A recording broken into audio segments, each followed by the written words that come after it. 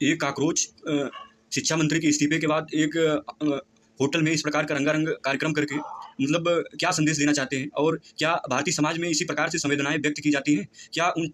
जिन छात्रों ने अपने जीवन को नष्ट किया, क्या उनके प्रति इसी प्रकार की संवेदनाएं व्यक्त की जानी चाहिए? और ये पूरी तरह से पश्चिमीकरण में लिप्त हुए कॉकरोच हैं, जो इनको ये समझ में नहीं आ रहा है कि कोई व्यक्ति अगर अपने जीवन को नष्ट किया, इतने लोग मतलब मेन मुद्दा यही था और खासकर भारतीय सरकार इसीलिए अपने शिक्षा मंत्री का इस्तीफा भी दिलवाई और इसीलिए जन आक्रोश भी था कि मतलब इतने छात्रों ने अपने जीवन को नष्ट किया तो उनके प्रति कुछ संवेदनाएं व्यक्त करना और उनके प्रति उनके माता पिता को ढाढ़स बंधाना बहुत आवश्यक है। इसीलिए ये आंदोलन इतना विस्तारवादी रूप लिया और इन कॉकरोचों ने अपनी मानसिकता को प्रकट करने से बाज नहीं आए और वहां जाकर होटल में इस प्रकार के कार्यक्रम करके क्या संदेश देना चाहते हैं कि जिन छात्रों ने अपने जीवन को नष्ट किया उनके प्रति इसी प्रकार संवेदना व्यक्त करना इनके मानसिकता को व्यक्त करता है कि ये लोग छात्रों का उपयोग करके केवल राजनीति करने की कोशिश कर रहे थे और कर रहे हैं। इसलिए भारतीय जनजी ऐसे कॉकरोचों से कुछ नहीं सीख सकता और ये भारतीय समाज के लिए भी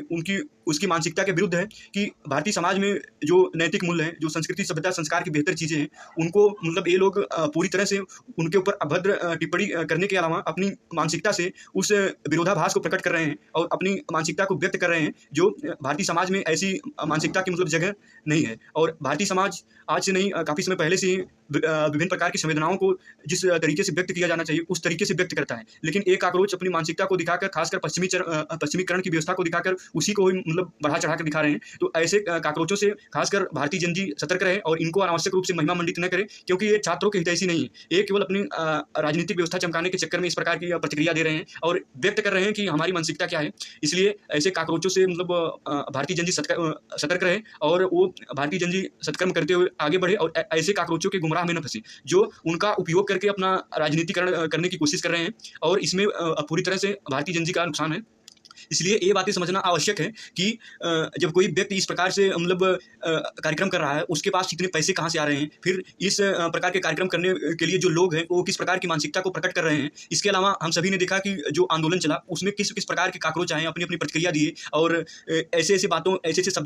शब्दावलियों का मतलब प्रयोग किए, जिससे मतलब स्पष्ट होता है कि ये लोग पश्चिमीकरण की शिक्षा व्यवस्था है जो उसी को एकदम आधुनिकीकरण समझ रहे हैं और उसी को उन्नतशील अवस्था समझ रहे हैं, जबकि ये चीज़ें पूरा तरह उसमें विरोधाभास है। ये लोग मतलब जो पश्चिमीकरण की व्यवस्था है, अंग्रेजी खाओ पियो रहो, उसी के तहत कार्य करो, उसी को मतलब वो बढ़ावा दे रहे हैं और उसी को समझ रहे हैं कि मतलब वही उन्नतशील अवस्था है, वही आधुनिकीकरण है, जबकि ऐसी चीज़ें नहीं है। इसलिए भारतीय जनजी को चाहिए कि वो अपने संस्कृति सभ्यता संस्कार की जो बेहतर चीज़ें हैं उसी के तहत अपने व्यवस्थाओं को सुधारते हुए आगे बढ़े, न कि इस प्रकार से